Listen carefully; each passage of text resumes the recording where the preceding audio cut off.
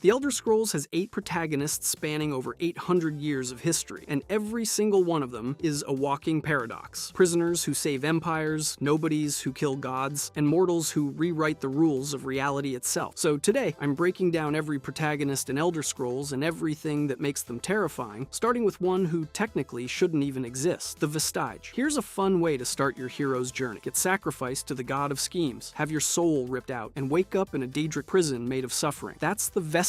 No prophecy, no mysterious mentor, just death, soul theft, and a new body made of azure plasm, the magical blue goo that makes up Molag Bal's realm of Cold Harbor, which is, not ideal. In 2E 582, during the interregnum where nobody could agree on who ran Tamriel, the worm cult sacrificed the Vestige as part of a mass soul harvesting operation. The goal was to create soul shriven, broken mortals reshaped into obedient slaves. But something went wrong. The Vestige kept their free will. Their original body was gone, but their new azure plasm construct could think, fight, and say no. And here's where it gets weird. An Elder Scrolls prophecy names the Vestige as the one who will stop Molag Bal's plane melt, his plan to merge Cold Harbor with Nirn. So the Daedric prince who created this thing accidentally built the exact weapon that would destroy his entire operation. It's like forging a sword and then falling on it. Except the sword is a person, and the falling takes several hundred hours of gameplay. The Vestige's body can reconstitute after death because it's made from Cold Harbor's own essence. They die, they reform, they keep going. Effectively immortal, deeply entangled with the realm of the god they're trying to kill. Neither truly mortal nor truly Daedric, just a soulless anomaly with a grudge and a prophecy. After gathering allies and fighting through the planar vortex, the Vestige faces Molag Bal directly. They wield a blade of golden light, a weapon associated with Meridia, and with it they literally cut Molag Bal in half, not metaphorically. They bisect a god. The plane meld collapses, Nirn stays intact, and Mundus avoids becoming a suburb of Cold Harbor. Here's the thing though, after saving the entire world 800 years before the more famous heroes even existed, the Vestige completely vanishes from history. Zero references in Third Era texts, zero mentions in Fourth Era records. An immortal, god-slaying champion just drops off the face of Nirn. Nobody writes about them, nobody remembers them, and nobody can explain where they went. For a being that literally cannot die in the traditional sense, that silence is louder than anything. But at least the Vestige had prophecy and divine backing. The next protagonist on this list had nothing but a sword and a really bad attitude. Cyrus, the Restless. Every other hero on this list has some kind of cosmic destiny strapped to their back. A prophecy, a divine soul, a Daedric prince whispering in their ear. Cyrus has a sword and a bad attitude, and honestly, he might have accomplished more with those two things than half the Chosen Ones combined. In 2E 864, Cyrus is a rootless Redguard mercenary drifting between jobs when he gets word that his sister Azara has gone missing back home on the island of Stros Makai. So he returns, and what he walks into is a political nightmare. Tiber Septim has just conquered Hammerfell, allying with the Forebear faction to crush the traditionalist crowns. Crown resistance leader Prince Aetor was obliterated at the Battle of Hunding Bay. Governor Amiel Richten has been installed as the Empire's puppet ruler, and Tiber Septim has stationed an actual dragon named Nafeal Ilargus on the island as his personal enforcer. Cyrus discovers that Azara had been part of Aetor's failed rebellion, but here's where the story takes a turn. Prince Aetor's soul was captured in a soul gem during the battle, and when resurrection attempts fail, his soul binds itself to his sword instead. This creates the Soul Sword, a sentient weapon carrying the dead prince's consciousness. It guides Cyrus with visions, essentially turning a political rebellion into a buddy cop story between a pirate and a haunted blade. Now here's the part that earns Cyrus his spot on this list. He kills Nafal Ilargus, an imperial dragon, stationed by Tiber Septim himself, slain by one guy with no prophecy backing him up. He then overthrows Governor Richten and forces the Empire to sign the Treaty of Stros Makai, granting Hammerfell significant autonomy within the Empire. One island, one rebellion, and it echoes for 8 centuries. That autonomy Cyrus secured, it becomes the foundation for everything Hammerfell does afterward. When the Aldmeri Dominion rolls through during the Great War and the Empire signs the White Gold Concordat, Hammerfell says no. They leave the Empire entirely and fight the Thalmor on their own, and they win. That independent streak traces directly back to a mercenary with no divine mandate who picked a fight on a tiny island because his sister was in trouble. Some fans have linked Cyrus to the Hunding, the Yokudan make-way god who supposedly manifests through mortal heroes during times of existential crisis for the Redguard people. It's speculative, but the shoe fits almost too well. But here's what makes Cyrus genuinely unique among Elder Scrolls protagonists. He's the least prophetic hero with the most enduring political legacy. No Elder Scroll mentions his name. No Daedric prince sponsors his quest. He doesn't save the world from ending. He just makes sure his people get to keep existing on their own terms. And that decision outlasts empires. But if you think a man with a magic sword and no prophecy is impressive, wait until you meet someone who had to reassemble an entire artifact across every province in Tamriel just to undo a decade-long lie: the Eternal Champion. The Eternal Champion is the first real template for everything that comes after. Every hero who wakes up in a dungeon, every nobody who saves the world and then vanishes without a trace, it all starts here. The Champion, known contextually as Talon, started out as a magic student who got summoned to the Imperial Court to study sorcery under Rhea Silman, a prominent figure in Emperor Uriel Septim, the Seventh's inner circle. Young mage, big opportunity, learning magic at the literal seat of power. Things are going great, and then Jagger Tharn ruined absolutely everything. Tharn was the Emperor's Imperial battle mage. He got his hands on the Staff of Chaos, an artifact that could manipulate reality itself and bend planar boundaries, and whose full capabilities were so murky that even the people wielding it didn't really know what it could do, which is,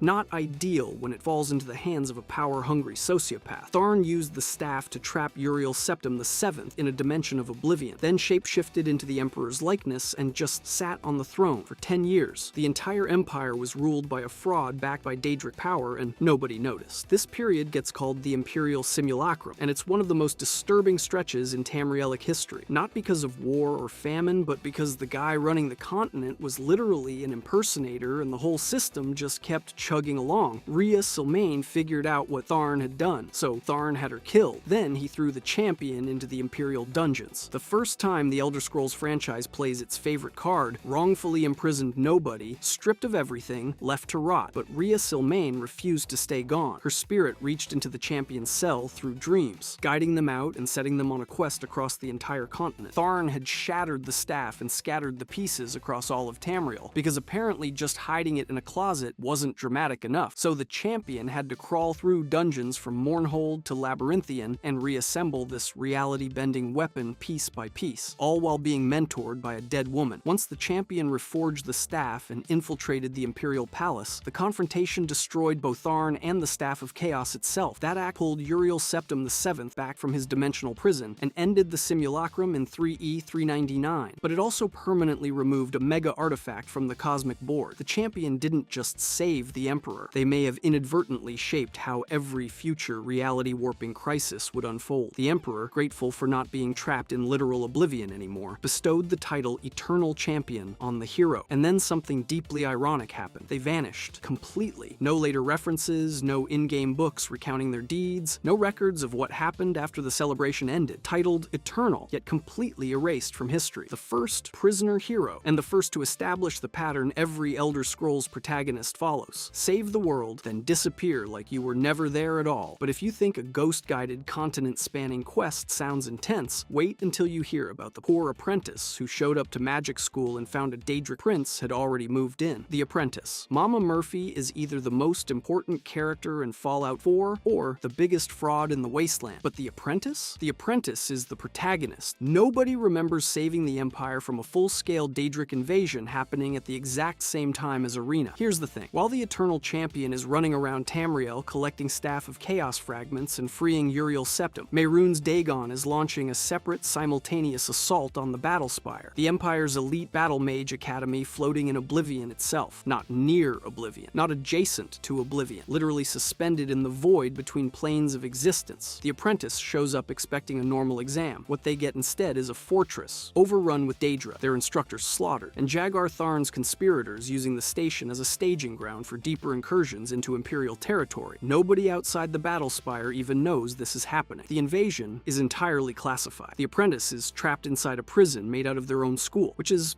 not ideal. So what do? They reverse engineer Daedric portal magic, seize control of sigil structures from Dagon's lieutenants, and systematically push the invasion back floor by floor. They're not assembling an artifact. They're not fulfilling a prophecy. They're not even getting helpful nudges from a god. They're just refusing to die while Mehrunes Dagon, a literal Daedric prince, tries to annex the Empire's magical infrastructure one corridor at a time. Eventually, they confront Dagon himself, not with the legendary weapon, not with divine intervention, just with the binding spells and sigil anchors they've ripped from his own forces along the way. They sever the planar connection, collapse Dagon's foothold, and liberate what's left of the Battle Spire. Whatever liberate means when most of your classmates are already dead. Here's where it gets dark. Jagger Tharn controls the Imperial bureaucracy during the Simulacrum. Any records of a Daedric prince invading an Imperial academy in Oblivion would have been destroyed or suppressed the second back and the crisis ended. The apprentice saves the Empire's ability to defend itself against Daedric threats, and in return, they get erased. No commendation, no title, no acknowledgement in later historical texts. Not even a plaque on a wall somewhere. By the 4th era, the Battlespire invasion is a footnote that doesn't even exist. Canonical references in Morrowind, Oblivion, and Skyrim? Zero. The apprentice is the most obscure protagonist in the entire series, despite doing proto-hero of Kvatch work, holding planar boundaries and stopping a continent-scale Daedric assault before it even starts. 200 years later, Martin Septim gets statues for doing roughly the same thing. They defend the Empire's magical core while nobody's watching. And then bureaucracy and conspiracy erase them from history entirely. At least the Eternal Champion got a title. The apprentice didn't even get their name recorded. I don't know what to tell you, but if you think one ghost war buried in the simulacrum is bad, the next hero triggers a reality collapse so catastrophic it warps time itself across an entire region, the Agent. By 3E405, the Agent had already survived imprisonment during the Imperial simulacrum and clawed their way into the Emperor's inner circle, not just as an operative, as a close personal friend of Uriel Septim VII. And when the Emperor needed someone to handle a situation so politically volatile that it could collapse the entire Iliac Bay, he didn't send an army. He sent one person. The mission sounded simple enough. King Lysandus of Daggerfall was dead, and his ghost was haunting the city, screaming for vengeance every night. Uriel also needed the Agent to recover a letter he'd sent to Queen Menysera, one containing information about the totem of Tiber Septim, which is,